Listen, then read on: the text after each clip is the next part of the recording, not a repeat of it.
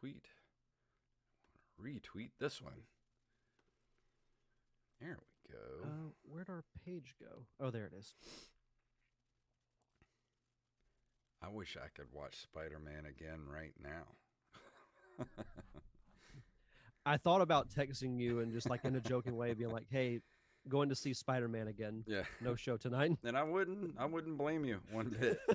I'd be like, okay, well, if you're going, I'll go. I'm trying to think of how many more times I want to see it, because when it comes to like repeated viewings in a theater, my record is 5 with Revenge of the Sith. Yeah, I don't know how many times I've seen certain movies. I know I saw Pulp Fiction 4 times in the theater.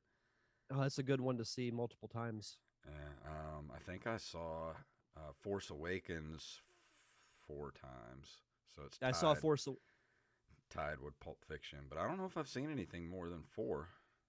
I saw Force Awakens 4 times. I think I saw Last Jedi twice, and then I saw Rise of Skywalker 3 times. Oh, I've got our where did it go? Hold on, I'm gonna pull up our Nerd Cave email here. I do want to do some sort of giveaway tonight. Just thinking about maybe we could do something easy where people could just kind of take a picture or a screenshot of them listening to this episode and tweet at us, and then we just pick somebody from the tweets and we'll announce it on next week's show or on Twitter. It doesn't matter. I dig that. Yeah, because he's got we got 3 Steam keys: Sonic Adventure DX, Sonic Adventure 2, and Sonic Mania. So we'll spread them out. We don't have to give them all out at the same time. Yeah, what we can do, I know we talked about this before, but we can do it either next week or sometime in January. I could do like a Sonic trivia question and just encourage people to listen live. That'll work. Okay. Well, I got everything all set. I shared the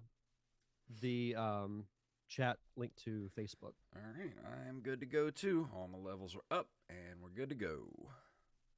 All right. All right, 3, 2, 1.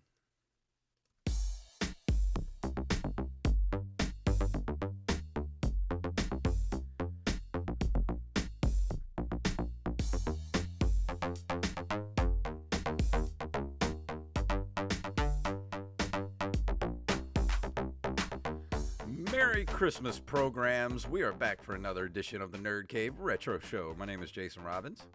And my name is Derek Diamond. So, Derek, it was Spider-Man weekend this last weekend, and man, I wish we could have a spoiler cast right now, but I know a lot of you haven't seen it, don't want us to spoil it, but all I will say is one of the greatest comic book movies ever made, hands down. Yeah, when it comes to movies of this magnitude, I think 2 weeks from release date is the proper time to start giving spoilers.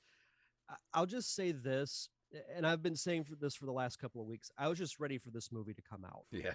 And it's not only my favorite Spider-Man movie, it's also my favorite MCU movie and my favorite opening day movie going experience I've ever had. It was so great to see the theater. It was the showing I was in was full. Like there was not an empty seat in the entire room. Even when I went again on Friday, it was probably like 7/8 full. So it was just really cool to see. And the movie made some insane money over the weekend. It made $500 million. $500 million worldwide, and I think 260 in the US. And honestly, I think it's going to be number 1 again. I know that the new Matrix is coming out, the Kingsman is coming out, but I feel bad for them because Spider-Man is going to stomp them. As much as I want to see the Matrix, like if I had a choice between go see the Matrix or Spider-Man again, I might have to go see Spider-Man again. Yeah, and I'm going to be seeing the Matrix tomorrow. and give my thoughts on that and do like a full spoiler cast on No Way Home on the premiere episode of my new show. But I will be going to Orlando in a couple of weeks, and we've already said we're going to go to the AMC Yeah, outside of Disney Springs to see it again because that that's theater cool. is amazing. You know, the only thing I can say about No Way Home is it's the only movie I've ever been to where I went in with way too high expectations and it actually exceeded them. Same. I tried to keep them somewhat tempered, but I just couldn't. With all the commercials, with the trailer, everything we knew going into this movie, it was just it was a very special movie that I think we're going to be talking about for a long time. Absolutely, it's they have a high bar. They've set a new high bar for comic book movies. I don't know if they'll ever top it, but they've got some good ones in the works. Like I'm actually really excited for Doctor Strange and the Multiverse of Madness. Yeah, The trailer for that just dropped. If you have seen No Way Home, it was one of the post-credit scenes, and I don't think that's really a spoiler because the trailer's yeah, already out there. yeah. But it's practically the same thing. Just they had the chance to do some really cool stuff with that movie, but No Way Home was just I can't say enough good things about it. It's really hard to not say anything about I it know. because if I do, it's going to spoil it, and I don't want to do that. Yeah, there's not much you can actually talk about without spoiling it because it's a huge spoiler fest, like the entire movie. Yeah, but it was more than a movie to me. Like this was an event. This was on Avengers Endgame level and Infinity War level of just all the insane hype that came around it, and it actually lived up to it. Yeah. So it's and it also was my favorite movie of 2021, Nah, I think hands me too. down. Yeah, I think if you're just a passing comic book movie fan, you're gonna love this movie. Like it's Yeah, one of the best. absolutely. But anything you want to bring up about your week or Yeah, I officially have a new job. yeah, what's that about? What happened? So when I left the Wahoos, I had initially started a work from home job, and I learned kind of quickly that it wasn't what I thought it was going to be. Hmm. And without really going into detail, I realized that pretty quickly. So I left that, been looking for other stuff, and kind of stumbled upon the job that I have now by accident.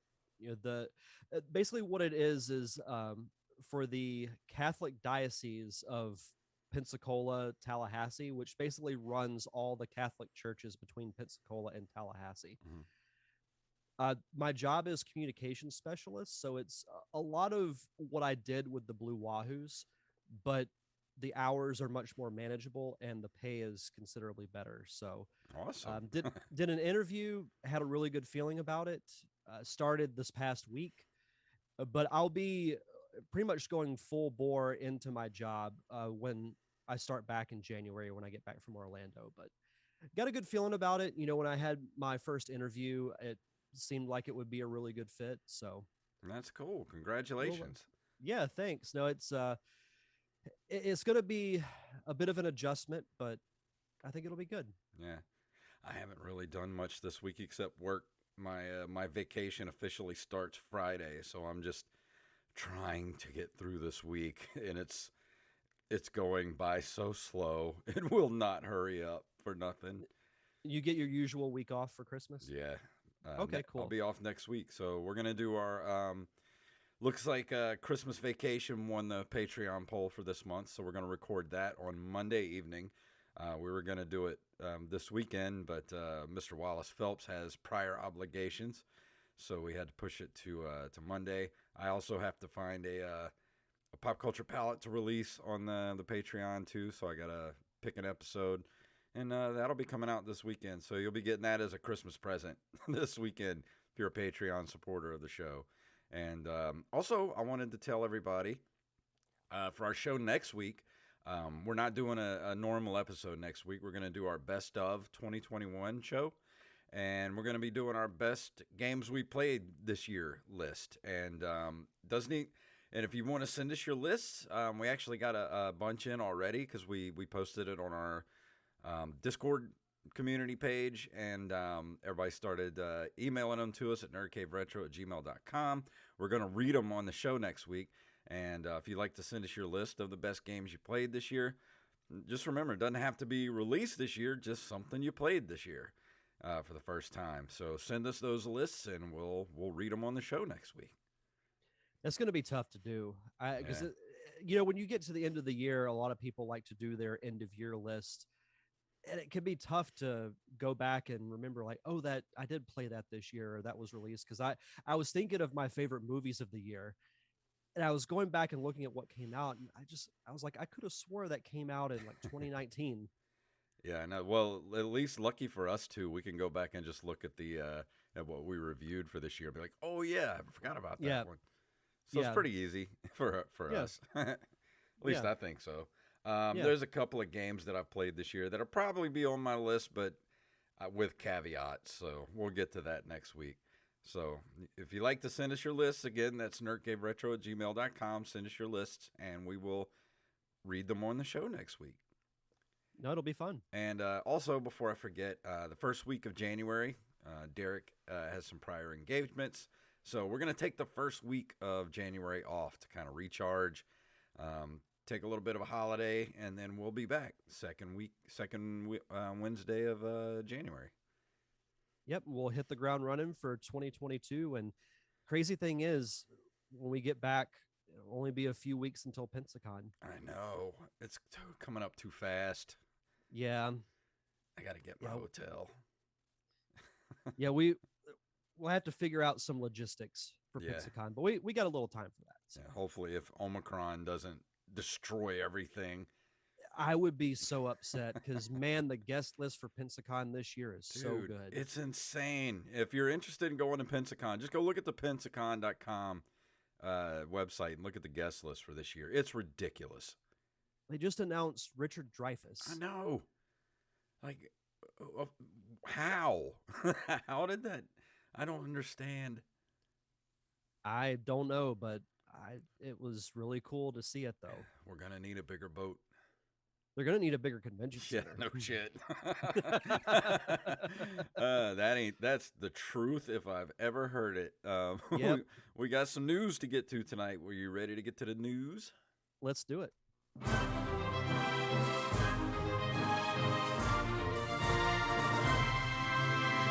Today's stories were submitted to us by Armez Jackson to our nerdcaveretro@gmail.com email account. If you have a story you'd like us to cover, send them to their email account for the show. First up, we have from NintendoEverything.com, Banjo Kazooie coming to Nintendo Switch Online Plus expansion pass next month. If I can read, that would be great. According to a translation by Gematsu, the next game slated for the Nintendo Switch Online Plus Nintendo 64 library is the classic 3D platformer Banjo Kazooie, and it's scheduled to arrive on the platform sometime during January 2022. The online library first became available in October. Here's a list of all the games. Everybody knows what's already on there. So what do you think of Banjo Kazooie? Is that enough to get you to subscribe to Nintendo Plus? I feel like Nintendo listened to our last episode and they're trying to get my money. Yeah. Because they announced Paper Mario, which I really like. Banjo Kazooie, I've mentioned numerous times, is one of my favorite games of all time. I'm still not going to get the expansion pass though. If they fix it and provide more consistent service, then I'll consider it. Same. I'm going to tell you the same thing, Nintendo. If you give me a better online experience, I'm there. I'm willing to give you my money. But until then, my money stays in my pocket. Well, I know we sound like broken records at this point, but it's not a real difficult solution. You just fix it. Like, you have people in your organization that are capable of doing that. Mm-hmm. Fix it, provide a consistent stream of releases, and I'll get it. Yeah. It's that easy. Yeah. I mean, I don't disagree. In theory, like I would love to play Banjo Kazooie on the Switch, but I have it on my Xbox 360. I have a physical copy for the N64. So if I want to play it, I have multiple means to do so. Which arguably they're probably better experiences because it's probably not been optimized for the Nintendo Switch like all the other games have not been. Yep. No, you're absolutely right. But our next story also comes to us from NintendoEverything.com. Sega Genesis Switch Online adds 5 new games for December 2021. Players can access Altered Beast, Toe Jam and Earl, Dynamite Heady, or Hetty, however you prefer to pronounce it, and Sword of Vermilion and Thunder Force 2. Note that an active expansion pack subscription is needed. These games are not offered in the base Switch Online membership. You don't say. I mean, still, like, Toe Jam and Earl's a fun game. You know, I reviewed it a while back on the show, but still, it's like, okay. It's not enough. It's not enough, Nintendo. No, they keep trying to sell it. But I mean, I appreciate the effort. Don't get me wrong; they are doing better. But I know what's coming. They're gonna throw all this stuff out at first, so that you're like, okay, I'll go ahead and get it, and then it's gonna dry up, and they're not gonna put anything else out. When was the last time that they updated the NES and SNES portion? It's been since. It's been a while. Early summer, probably. That sounds right.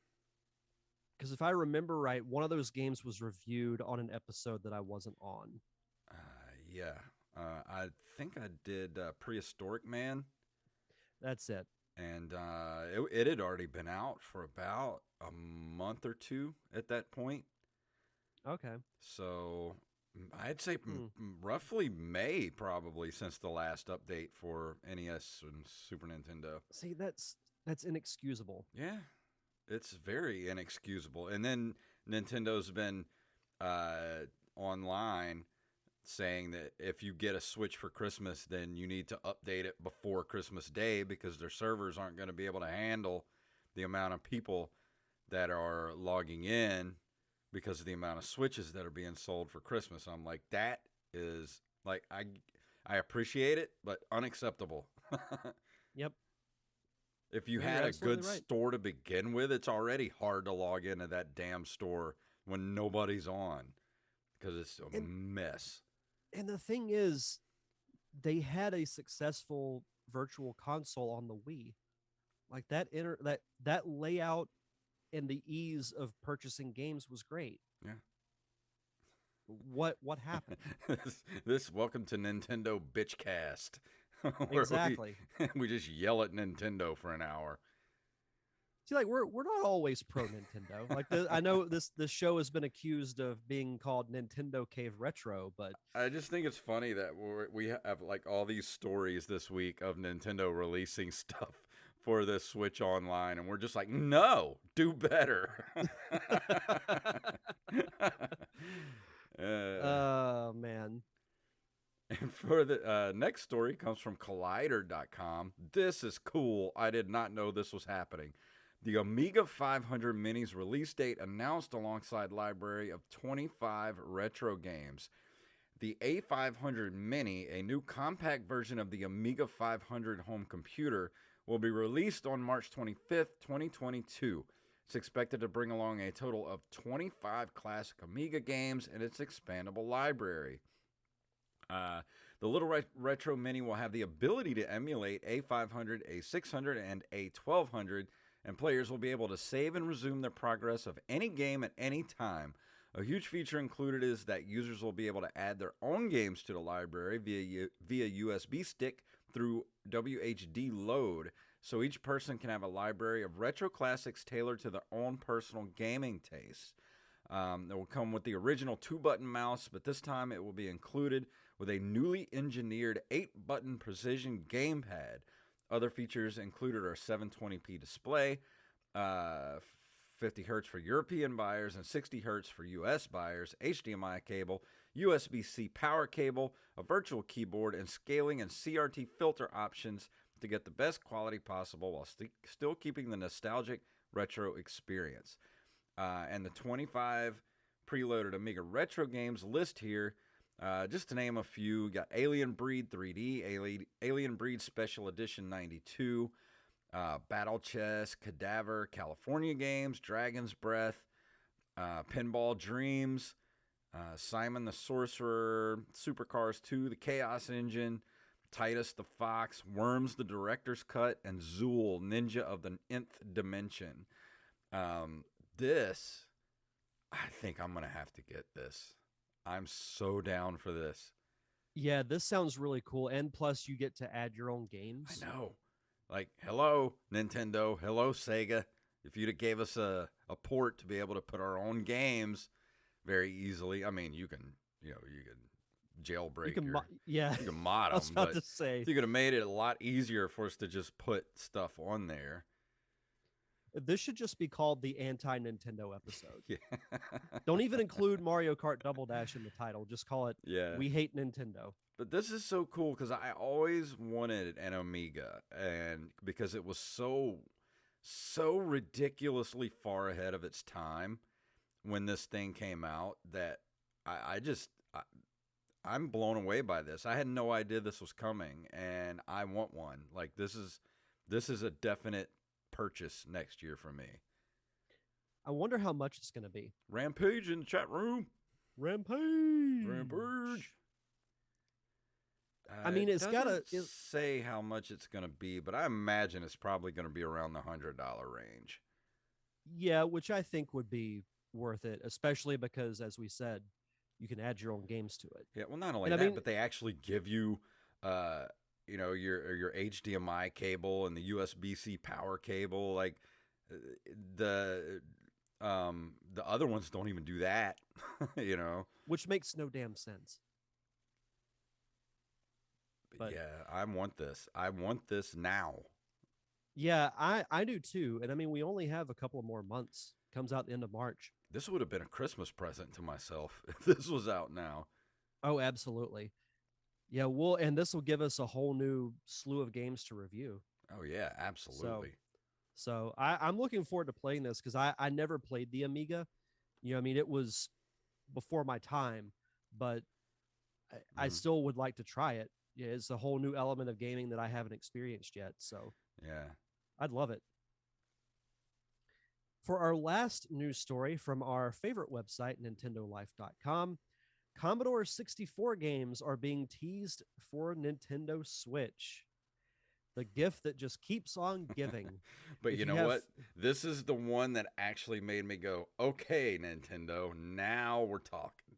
Yeah. So if you have fond memories of the Commodore 64 generation, oh boy, have we got some news for you. The retro-focused indie developer and publisher Thalamus Digital is teasing C64 games for Nintendo Switch's hardware. According to a vague tweet, the team has apparently listened, and more will be revealed at some point in 2022. There's not much else to it, so we guess you can start filling your classic game requests down in the comments below. And yeah, there's a link to the original Twitter post that just says, you asked for C64 games on the Nintendo Switch. We listened. Stay tuned to hashtag 2022. I mean, that if they add that to the expansion pack, that'll probably get some subscriptions. Yeah, I think so. I don't know if this is going to be a part of the Nintendo Switch Online. I mean, this may just be a individual games for purchase, which I'm okay with that still. But if this is part of the Nintendo Switch Plus expansion, they might get my $30 extra a year for it. If they're smart, they would add it to the expansion because that would entice more people to buy it. Yeah, especially since there are a lot of people out there that had Commodore 64s. I had one when I was a kid. I liked gaming on it when I was a kid. I liked programming my own games on it when I was a kid. It was a fun machine. And there are a lot of games that I never got to play for it that if they come out on the Nintendo Switch, I'm very apt to buy them either outright or if it comes out for the Nintendo Switch Plus expansion, I'm there because I want to play those games. Yeah, and like I said with the Amiga, I never really played the Commodore 64. So new element for me. So Hmm. I'd be all for it. Absolutely. Now it is time for This Month in Video Game History.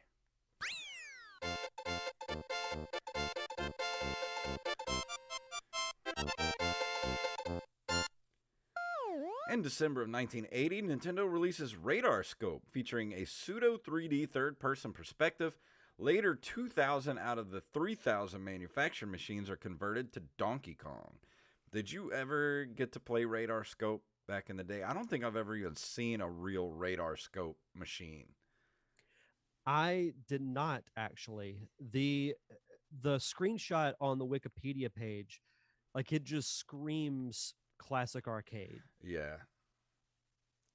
The cover the arcade flyer is kind of interesting. And I'll be honest, I don't really know. I know very little about Radar Scope.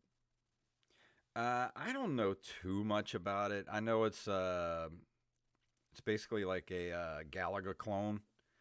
Um, but like I said, it didn't really do that well, so that's why they converted them all to Donkey Kong machines, and that was I think what Howard Phillips' first job at Nintendo was converting all those Radar Scope machines to Donkey Kong. Oh wow. Yeah, I definitely get like Galaga and Space Invaders vibe from this screenshot.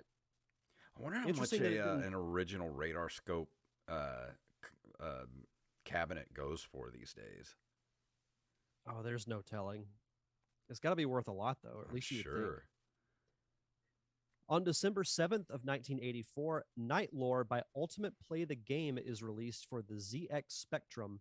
It is the third title in the Saberman series, but the first to use the isometric filmation engine. Ultimate Play the Game eventually evolved into a little known British gaming developer called Rare. Oh, I did not know that. Mm-hmm. So Interesting. Saberman is actually a long-standing character with Rare. You know, I remember being introduced to that character in Banjo Tooie because you have to rescue him from one of the last levels of the game, and that introduced him to a whole new generation of gamers. And there was actually a Saber Wolf game that was released for, I believe, the Game Boy Advance. Not too long after that. I've personally never played any of the Saberman games. I would eventually like to, but I thought this was a cool little nugget. Yeah, I like the art style for the game too, like the way it looks. It's got kind of got that almost that like that Mario, Super Mario RPG. Mm-hmm. Uh, what what perspective would you call that? It's not three-quarter view. It's like It's like a top down 3D ish yeah, kind of view. I have no idea what you would call it, but yeah, the screen cap gives me huge Mario RPG vibes. definitely. You can definitely tell that DNA is there. Oh yeah. I'll have to play some of the Saberman games at some point. You should. I would actually like to go back. That's why I'm excited about the Amiga Mini and Commodore 64 games coming out for the Switch because that opens up a whole new area of games for us to review that either I haven't played, since I had a Commodore 64, and all those Amiga games that I never got to play. So I'm so excited for next year. Oh yeah, absolutely.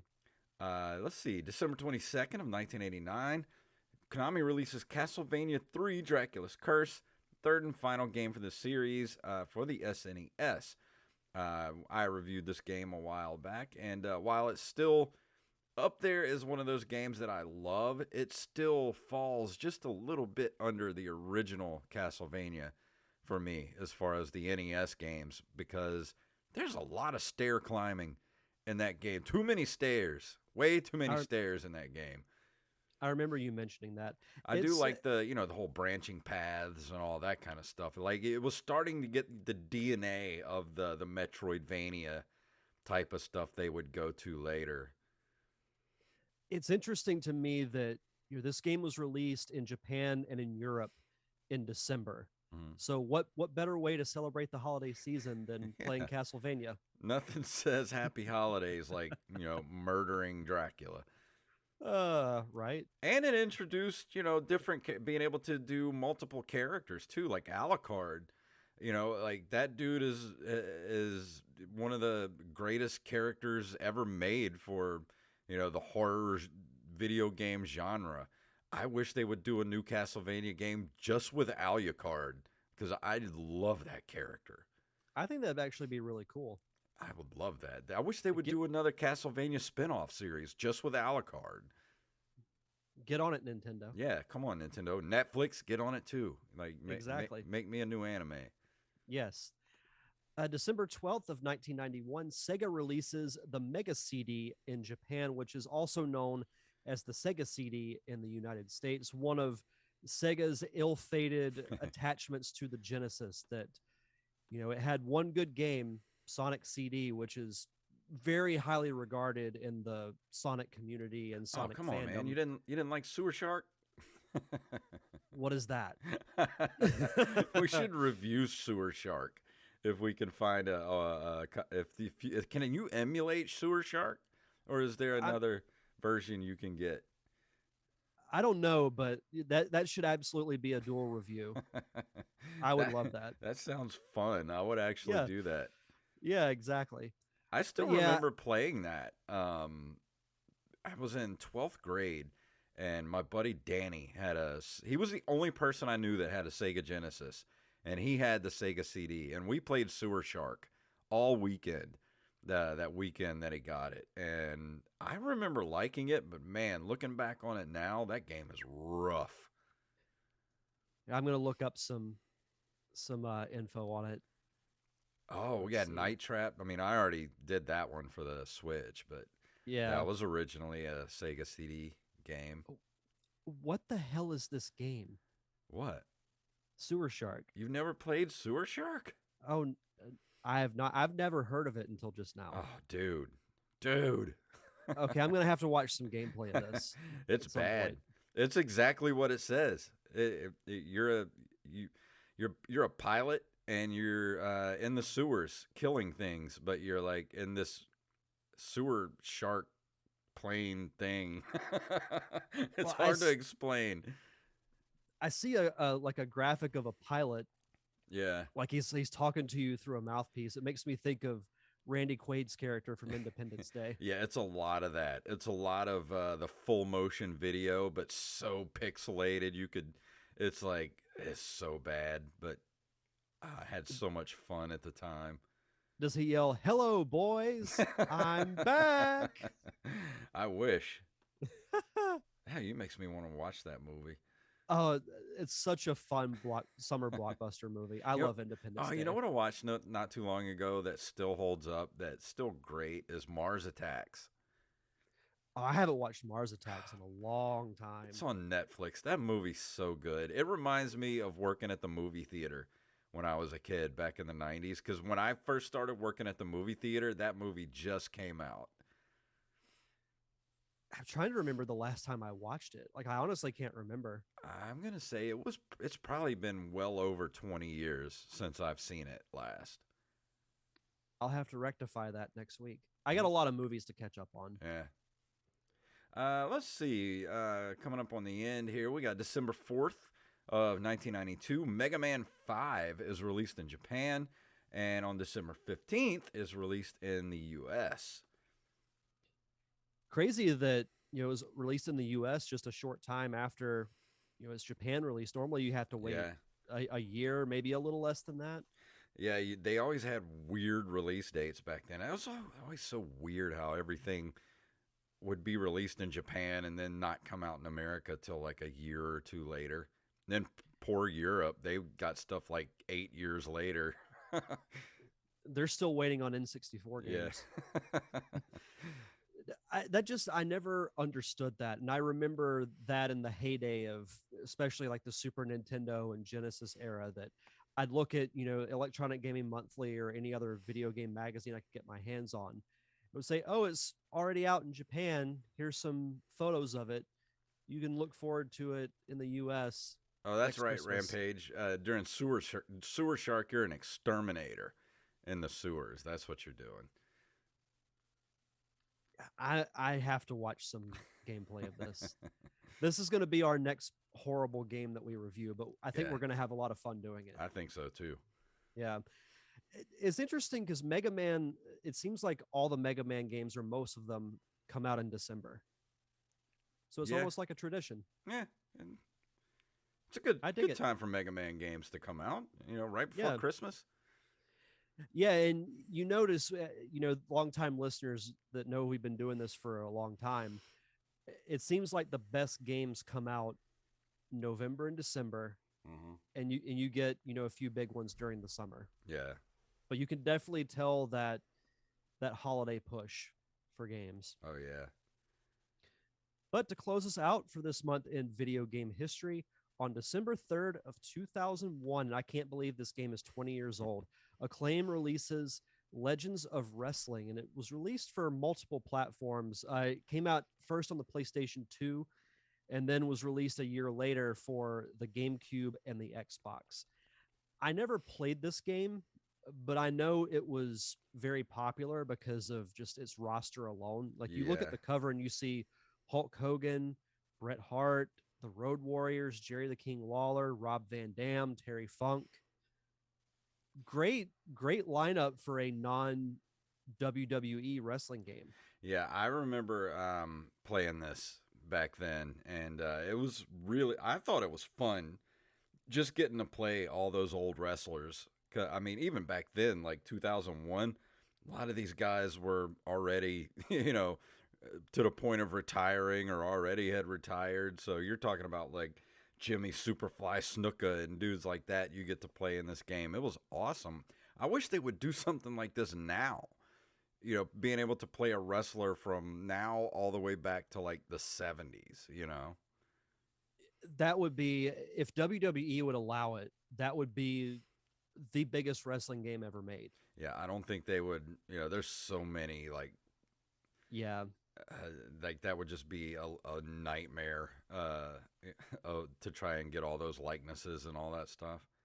Yeah, especially when you have somebody like Hulk Hogan who owns their own rights. Yeah.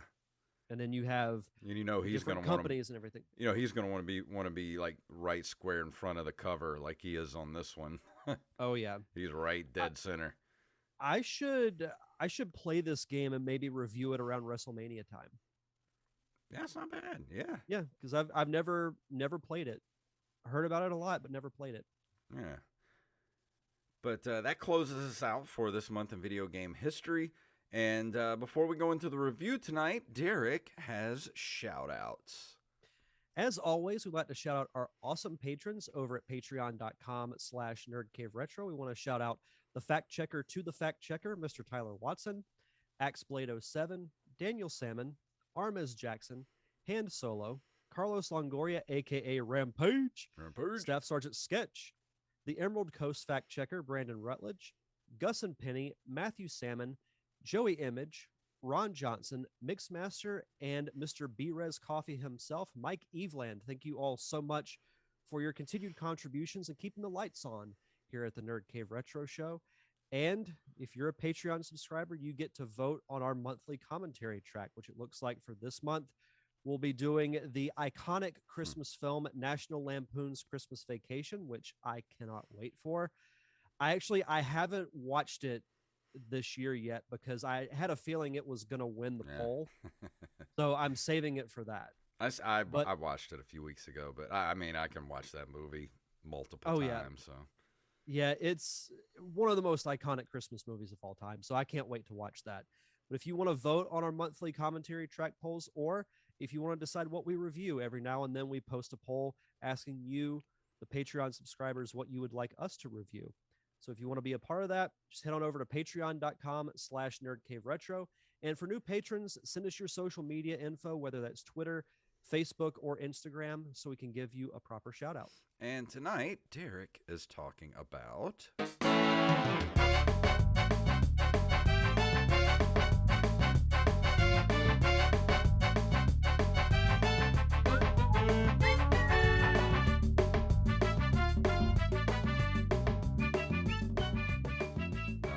some jaunty music. I'm not gonna lie, there have been multiple times where I've played this game and I've just left the main menu on because that song is so catchy. It's so good. Yeah, I love it. We'll get into the music here in a moment, but this week I am reviewing Mario Kart Double Dash, which is a racing game developed and published by Nintendo for the GameCube and of course part of the Mario Kart series. It was released in November of 2003 worldwide. Japan got it slightly before the rest of the world. It was actually released November 17th in the United States. And Mario Kart was it was up there on like everyone's favorite series of games because you think of multiplayer games, Mario Kart's got to be at or near the top. Yeah. You had the success of Super Mario Kart, then Mario Kart 64. There was actually a game that preceded this for the Game Boy Advance called Mario Kart Super Circuit, which that's a very good game in its own right too. But when I saw the preview and photos of Double Dash leading up to its release, I was kind of blown away by the effort that they went in to add new elements and almost give a complete refresh to the Mario Kart formula, which I didn't really feel like they had to that early in the franchise. Like if they did this now, I would say yeah, it's definitely overdue, but the fact that they in a way kind of gambled on a successful formula, but it works really well. And you think of the name Double Dash. Well, what does that mean? Each kart is driven by a team instead of a single driver.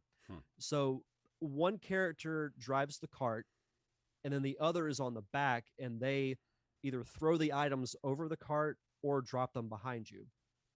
Now, it works great in multiplayer because you can do really, you know, like player one can be a team and player two is the other person on the team. So you could have player one drive and player two throw the items. But the cool thing is you can actually flip if you want. Like the characters will literally swap places mid race, and then player two can drive and player one can throw the item. So it makes for some really cool and unique teamwork. Yeah, this is one of the few Mario Kart games I never played, but it seems to me like looking at some of the screenshots and stuff, like the art style of this game is where you look at Mario Kart 8 like now, and you can tell like this is where that art style like landed, and this is what they've stuck with because it still looks good. Yeah, the graphics still hold up for being a standard definition game.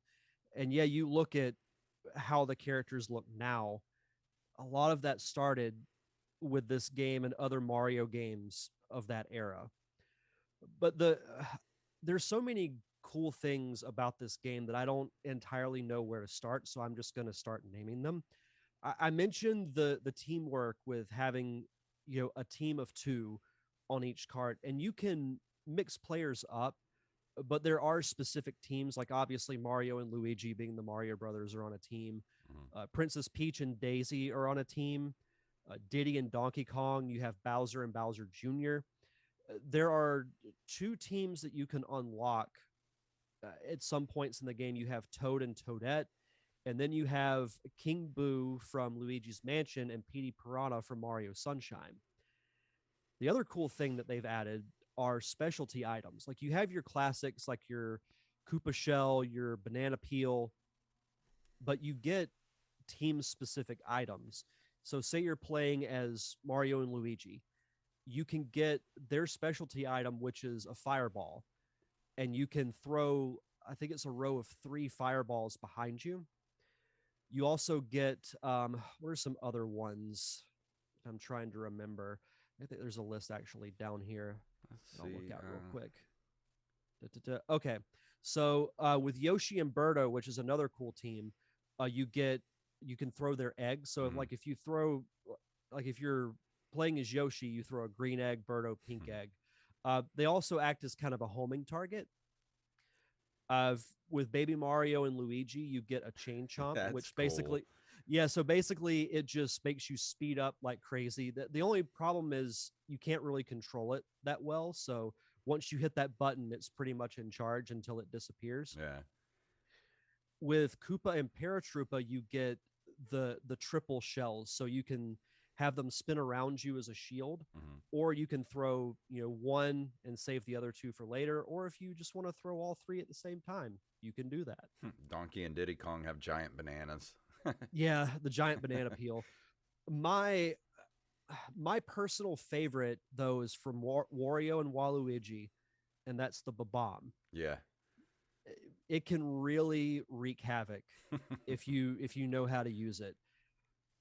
If you use a mix of different teams, you can't have those specialty items. So if you're like Mario and Birdo, Mm. then you don't get the fireballs or the egg. So you kind of have to strategize. Do you want to mix up for the sake of mixing up, or do you want the cool items? I always Yeah. take the cool items personally. But there's also some really great tracks that have been used in multiple Mario Kart games since then. My favorite is Baby Park, which highlights Baby Mario and Baby Luigi. It looks like an amusement park. Like, you know how every amusement park has their section where it caters to like the toddlers and like the small children. Yeah. That's what this environment looks like. And the track is really short. So you have, I think it's 7 or 8 laps as opposed to the normal 3. But it's so short and so compacted that if you use things like a bomb or Bowser's giant shell, it gets crazy. That sounds It's fun.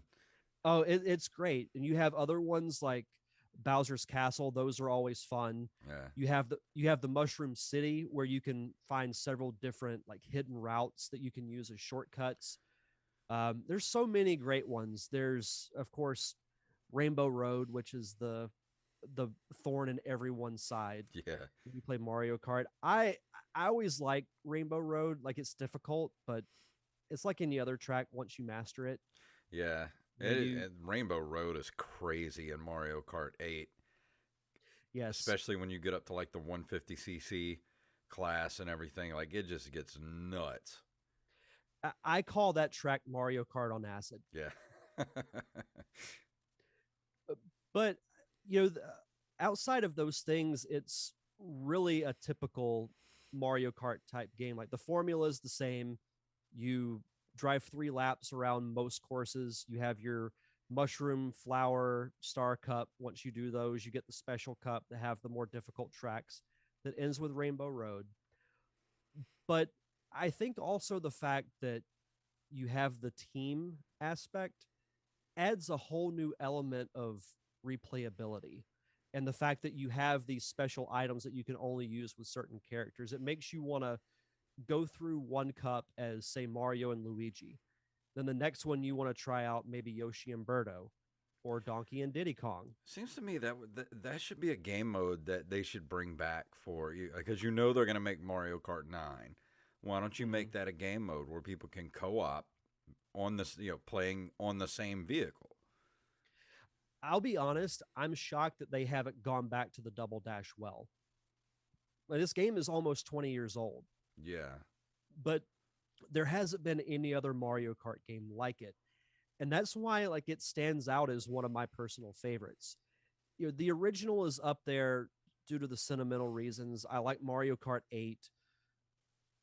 Double Dash, I mentioned Super Circuit. Super Circuit's really fun. But Double Dash, it's also the one that I have kind of the most sentimental attachments to because I was a senior in high school when this game came out, and I spent a lot of weekends uh, with a few friends of mine. And that's what we would do. We would just sit around and play video games. Mhm. And this is a game that we would always go to because we'd have a group of 6 of us, and 2 of us would play as a team. Then on the next cup, we would kind of alternate. It adds that whole new element of camaraderie, Yeah. if that makes any sense. Oh yeah. But yeah, I played this game for a bit earlier today to kind of refresh my memory on it, and it just brought back those memories, and it brought back so many fun times of just playing this game at different friends' houses and even playing it at my own and unlocking everything, trying out the different teams. And that's part of the appeal of Mario Kart is that its longevity and the fact that it keeps, games keep coming out at a high level. Like I Yeah. haven't really played a Mario Kart game that's bad. There are some that I like more than others, but there's not one that I really dislike. Yeah, Mario Kart's always been one of those games that like there's not never really been a bad Mario Kart game, at least in my opinion. Yeah, they all have their own strengths and weaknesses, and you see that as the games progress and they bring back, the older courses, because I can't remember what they're called now, but they have a whole new division of cups Yeah. that include only retro carts or retro tracks. What's crazy is on some of them you play the old Super Nintendo ones, Yeah. and those bring back some great memories, especially the music. And all I mentioned this too, the music in all of these courses, like the Dino Jungle has that kind of Donkey Kong, and DK Mountain as well have the Donkey Kong Country type of feel, like you're almost back in those games. Yeah. So I think they do a great job of capturing the entire experience, not just with Mario Kart, but each track is so well designed. Like there's not a course on this game that I hate driving. I think Some that are more this difficult, but I think this it is might what be it is. one of the games I need to pick up for the GameCube because we were talking in the Discord the other day about I think it was Atlas was saying that he bought an N64 and now's the time if you're gonna start collecting for that era. Now's the time to do it because that stuff is getting expensive. And there's a lot of games for the GameCube that I still want to get that I want to get before they start going crazy. I mean, they're already starting to go crazy on the prices, but I don't know how much this one. I don't think this one would be too expensive because these Mario Kart games are. I don't mean anything bad by saying this, but these games are a dime a dozen. So I wouldn't expect to pay more than 10, $12 for this for an original GameCube copy.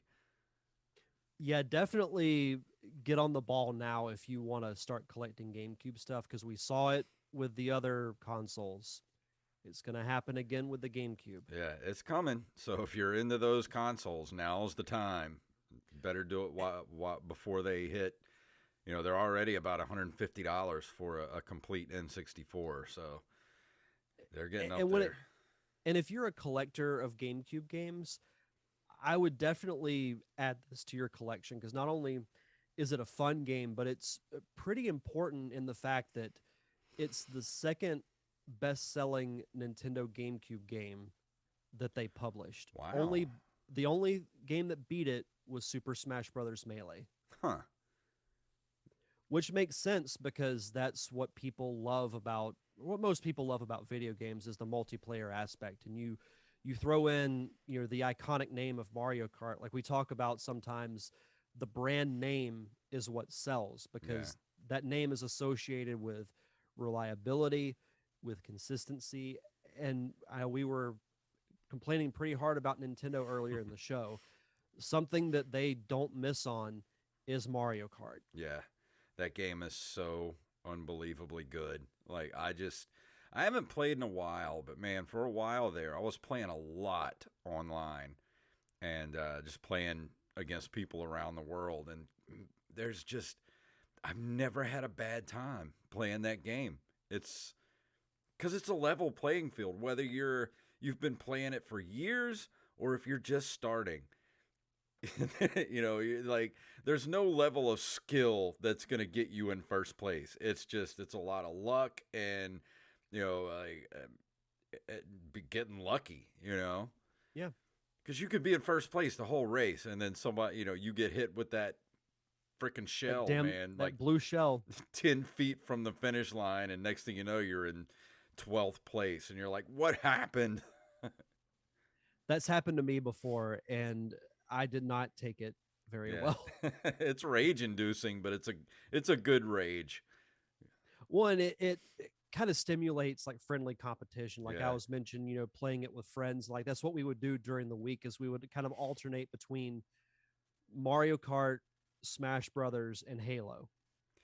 And Yeah. in all three, things would get like they were still on the friendly level, but still very competitive. But I'll brag on myself for a bit. I was one of the better Mario Kart players Hmm. out of our group. But man, there were times that I would be just dominating. And I would get to that last turn and I'd see somebody through the blue shell and I'm like, oh no. And then I get hit and then I get like sixth place. Yeah. And I'm like, you've got to be kidding me. It's just such, I don't know, Nintendo has a way of making these multiplayer kind of party games that just they speak to something within your lizard brain or your soul or whatever. It's just they know what the secret sauce is for these games, whether it be Mario Kart or um, Smash Brothers or Mario Party. There's just Nintendo has that magic, man. And Mm-hmm.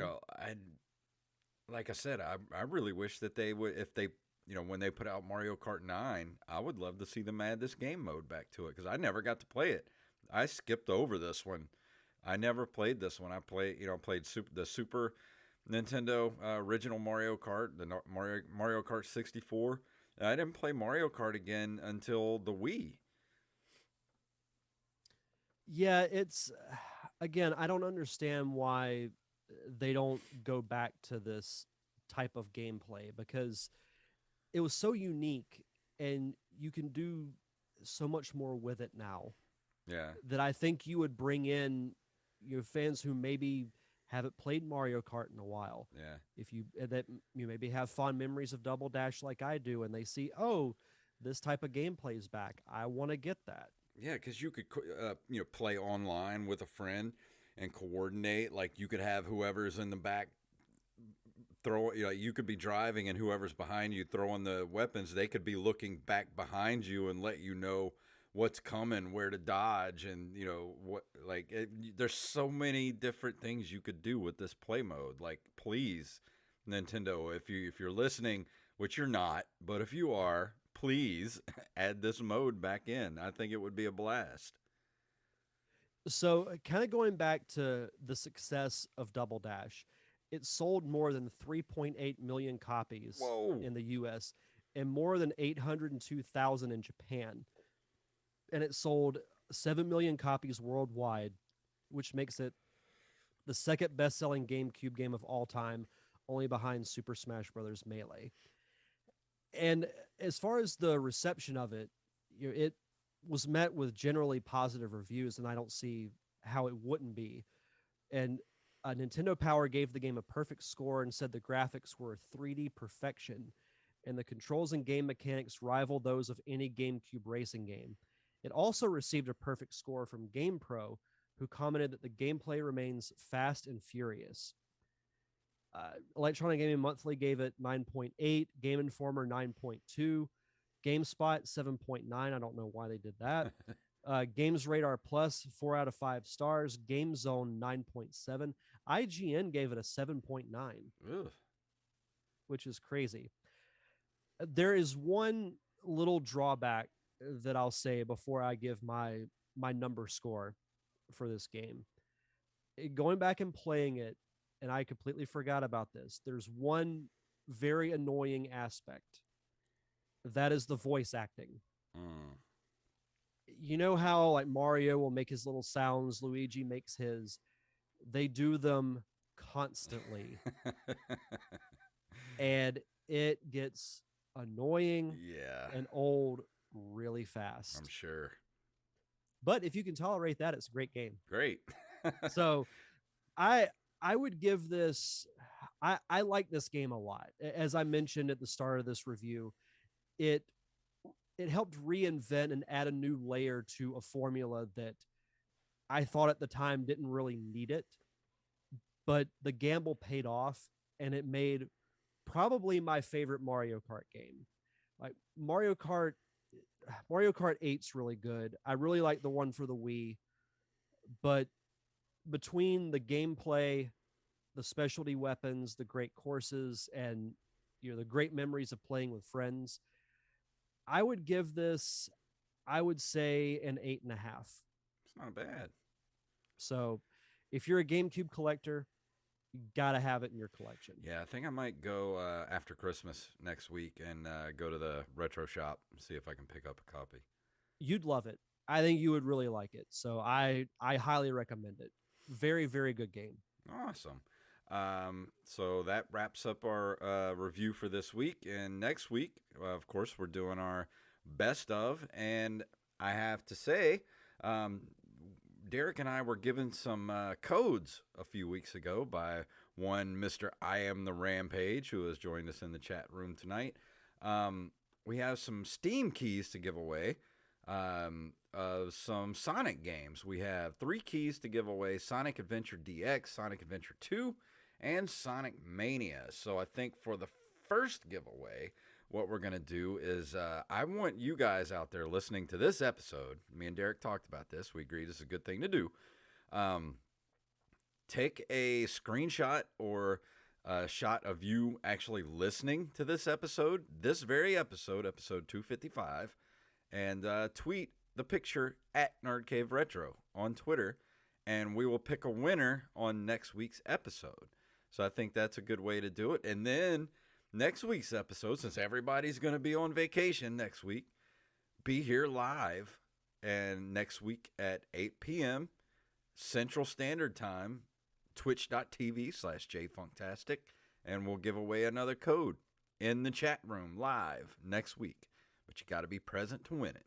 So for the first one, just give us a picture of you listening to the show, tweet it at us, and we'll pick a winner from that, and then we'll do another one next week. I'll say this as a tease for next week. For those who will be tuning in live, brush up on your Sonic trivia. Yes. So which one do we want to give away for the picture one? Let's do Sonic Adventure DX. Okay. That's a good one. That'll be for the pictures that you send us. And I think next week live we should give away Sonic Mania. Agreed. Yeah, that sounds good. So thank you. Huge thank you to I Am the Rampage for giving us those codes to give away. And so you can thank him over on the Twitter. Tweet at I Am the Rampage, because he's awesome. And he would really appreciate that. Also, I wanted to tell everybody, we have a permanent link in our Twitter, top of our Twitter page, in our profile there. It's a permanent link to our Discord page. We have a jumpin' Discord. We have a good time in there, everybody. It's a great community, very welcoming. There's no jerks. And if you are a jerk, don't bother, because you're going to get booted out if you come in being jerky. So if you want a good retro gaming community to join where everybody's friendly and we talk all the time, go click that link at the very top of our Twitter bio, and that'll take you to our Discord page. Yeah, I couldn't have said it any better myself. It's a fun chat, a lot of good people there, so come be a part of it. And I think that's going to bring us to the end of the show. So what's going on with the feature Prez Pod? I know you've got like 90 interviews in the can for the first month or so. Well, the crazy thing is the premiere is already like only 2 weeks away. I know. So, yeah, I'll be next week. I'll announce like the full rundown of what's going to be on the first episode. But I will say this: earlier this week, I recorded a really fun segment with Reagan Bell and Christian Jones from the Fantastic People podcast. We listed our top 5 most anticipated movies of 2022. Really fun discussion. I'm probably going to put it on Patreon early for those who are subscribed to it, but it's going to be part of the first episode. And it was one of the most fun discussions that I've had on any podcast in a while. So yeah, it's going to be really cool. I'll warn everybody, the first show is probably going to be long. They all won't be that way, but the first couple will probably be around like the 90-minute to possibly the 2-hour mark. That's not bad. There'll be a lot of content. I need a lot of podcasts to listen to, because that's all I do all day is listen to podcasts. Well, I don't know if you want to hear me talk for 2 hours. I mean, I'm sure you can barely tolerate one. Nah, I'll listen to you all day. You're too kind. But yeah, that'll be the premiere is January 5th. The episode will be available on all podcasting platforms as well as YouTube. And if you want to follow me on social media, I'm on Facebook, Twitter, and Instagram at FeaturePresPod. I do want to give a quick shout out to the followers on Instagram. So I've been doing this little Christmas movie tournament, and we're in the quarterfinals now. And as we're recording this, the poll has about 7 hours left until the final votes are tallied. So listen to these matchups: The Muppet Christmas Carol versus Home Alone, Christmas Vacation versus Elf, Ooh. The Grinch versus Batman Returns, the Grinch being the Jim Carrey version. I'm going to have to go Batman Returns on that one. And your favorite, Gremlins versus Die Hard. Oh, Die Hard. I knew you were going to say that. Not even a question. If it gets to be Die Hard versus Christmas Vacation, that's going to be a hell of a final. Yeah, I think that's what it's going to boil down to, because those are the two best movies on that list. Yeah, I'd say so too. Though I think Batman Returns might be a dark horse. Yeah. I like that movie a lot. But it's a very divisive movie, though. True. It is a little too Tim Burton-y for some. You either love it or you hate it. I've never met anyone that's kind of like, it's okay. People either love that movie or hate it. There's no in between. Yeah. I'm personally love that movie. Yeah, no, it's great. I find myself enjoying it more the more times I watch it. Yeah. As a matter of fact, I've been thinking of the last couple of days. I was like, I want to stream some games over my vacation, and I think one of my streams is going to be Batman Returns for the Super Nintendo. I'd love to stream that game. So I think I'm going to do that sometime next week. If only you could play as Max Shrek. Yeah. And I really wish that would have won the poll too, because I really wanted to see Batman straight up murder like 7 people in that movie. Just attaches the dynamite to that one dude and throws him off, throws him in this little like cellar area. Just he uses the Batmobile afterburner to just straight up just burn a dude alive. Yeah. So yeah, if you like murder, he broke his one rule. If you like murder Batman, you're gonna love Batman Returns. He didn't have time for that ethics, I guess. I don't know. But that's gonna close us out for this Christmas episode of the Nerd Cave Retro Show. Thank you everybody for being listeners, over the past few years, especially this year. I know this year's been past 2 years really has been really hard on everybody, and we thank you all for being here and hanging out with us and talking to us on the Discord. All you Discord people that are hanging out with us, thank you so much. All you patrons that support the show, thank you so much. And if you would, please help spread the word about the show. I love watching the show grow, and I love looking at the statistics on Anchor.fm and seeing all the new listeners and where they're from. And we got a lot of listeners in India, so all you Indian listeners, thank you. Thank you for hanging out with us here at Nerd Cave Retro. So anything you want to say to them, Derek, before we go? Yeah, just echo those same sentiments and hope everyone has a great Christmas. I know we're only a few days away from that, so enjoy the time with friends and family, and we'll see everyone next week. All right, and if you'd like to email us, you can email us at nerdcaveretro@gmail.com.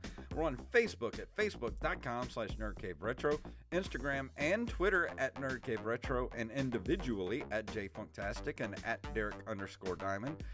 Go buy some merch. We sold a lot of stuff for Christmas, and they're always having sales over there at our ncrmerch.com shop. So if you want to get a t-shirt, mug, whatever you need, just head over there. Face masks, they got it, all of it over there at ncrmerch.com.